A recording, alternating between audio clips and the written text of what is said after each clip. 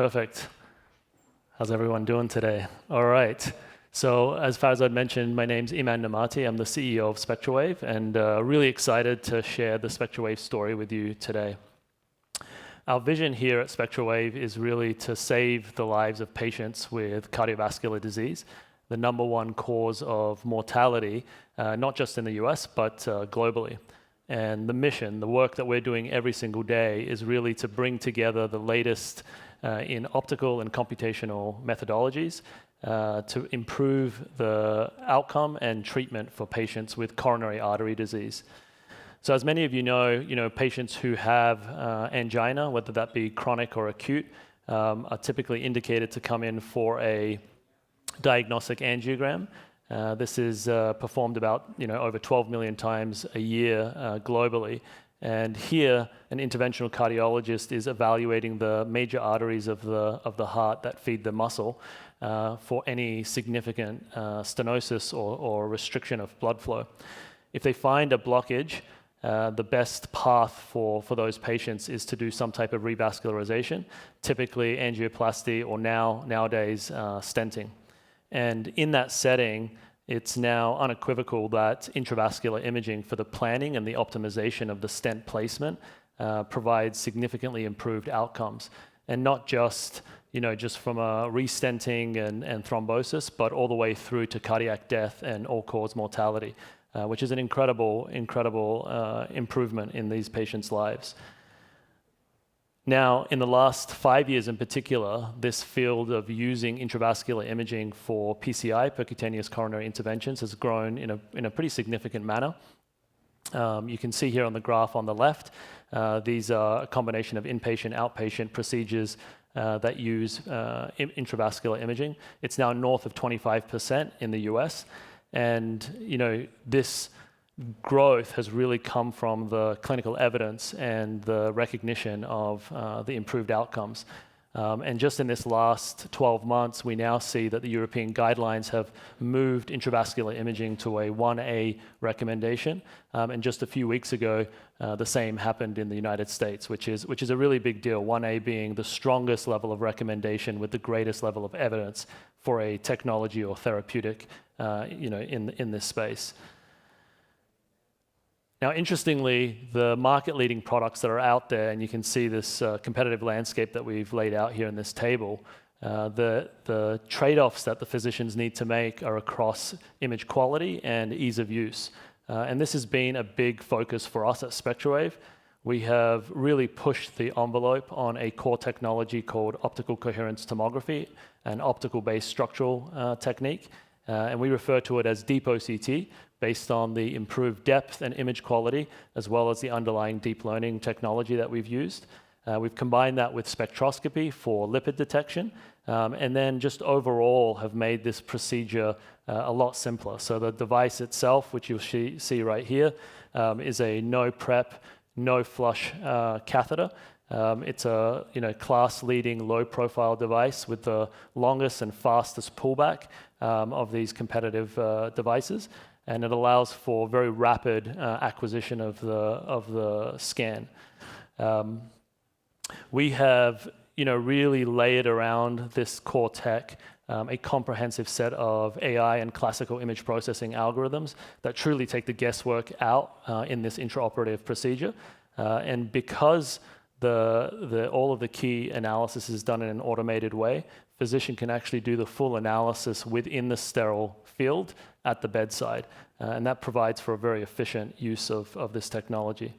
Just to look at the image quality difference between what we're bringing to market and what is historically available. Here is an example of a patient who was scanned with both a competitive OCT product and our product back to back. And you can very quickly appreciate the incredible depth and image quality that we provide.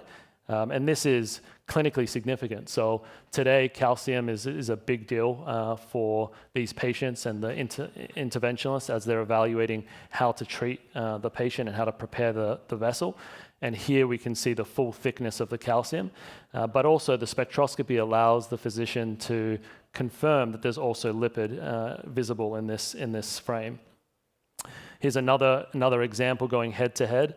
Here you can actually clearly see this dark black band, this actually represents the external elastic lamina, or is typically coincident with the native dimension of the lumen before the disease takes place.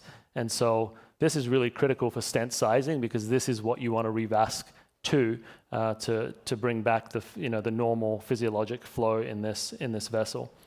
Here are a couple examples against intravascular ultrasound, and here you can very quickly appreciate that with ultrasound you can't actually see beyond the calcium wall. Here you can measure the full thickness, and this becomes really important again for determining what kind of modification to perform on these vessels. Another example in IVUS, again, really day and night difference between image quality and the ability of a physician to very quickly determine what to do in this case. So as I mentioned, the product itself is very rapid, so less than 1 second full acquisition.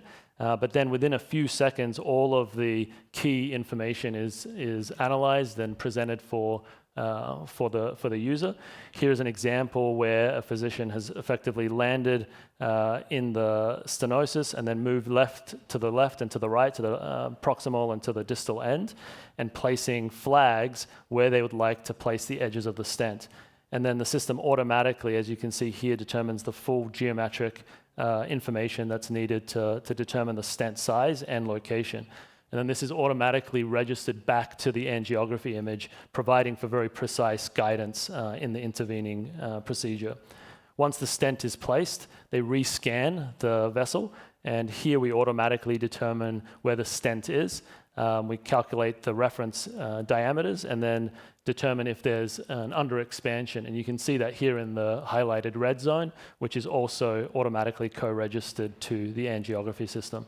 So it really makes a procedure that historically has been a little bit cumbersome and time-consuming very rapid, simple, and provides very high confidence. So we've had just incredible positive reception to the product, both in our preclinical or pre-commercial clinical studies, as well as our commercial deployment to date. And really on the back of this, we were able to raise a significant financing last year, led by Johnson & Johnson, as well as participation by a number of really top venture groups in the medtech space. And then that is now allowing us to fuel our commercial deployment. So in addition to the commercial path that we're on, we have continued to innovate, and we have a deep product development pipeline. The first product that we are releasing soon will be a wire-free physiology add-on. So this will be a software-only addition to the platform, and it provides direct ability for the physician to use our product to determine whether or not they should treat or not. So effectively looking at the stenosis based on the angiography data itself. And we're already seeing some really great results here in our clinical setting.